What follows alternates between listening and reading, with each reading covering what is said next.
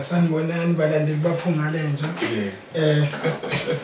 Nibingelela ucela amandla kwaZondo la phansi eBigville ePotsheni odume kakhulu ngikaGeqele. Yes. Yeah. Ngoba ngilana nje kubhuti uPhongolo. Yes. Sithi asonithulela umsebenzi weqembu lethu oJikanelanga.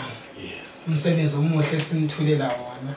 Esothanda futhi ukuthi nizothokozela. Yes. Yes. Mapho waseBigville ntwana?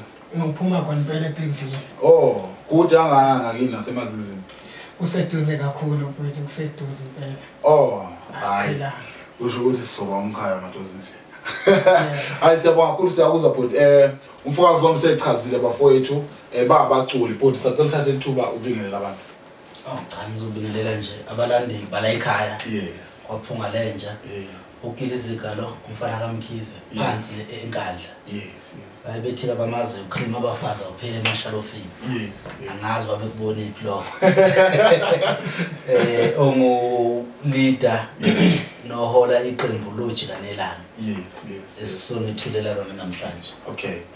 Ngicabanga ukuthi bafowethu niyazwela asikho isidingo sokuthi ngibe lokho ngichaza into eziningi namhlanje ngikhathele ukukhuluma nongizwe naye wenza imanga lapha online nabo bonke abantu bazenzela nje umathanda eSouth Africa online nje ngathi usedume kakhulu manje le nto yaqala ngo 3 seconds ihamba no baba Mabalengwe ya online njengamanje wonke umuntu athu ama-toilet asiyatholakala online bafowethu yonke into ungayinyela nje online bafowethu ngisacela ukubuza niqale nini emculweni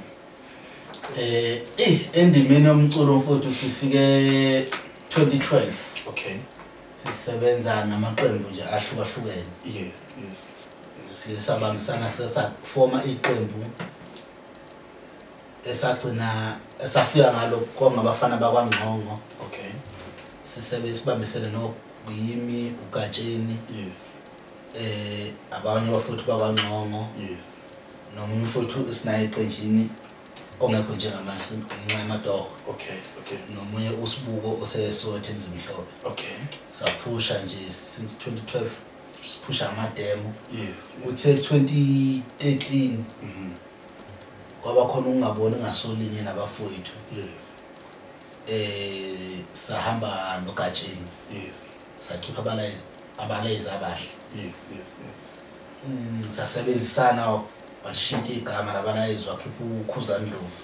oJikanelanga lasoPhongolo. Yebo. Okay. Saqhubanya sasebenzisana naye kwakuhle.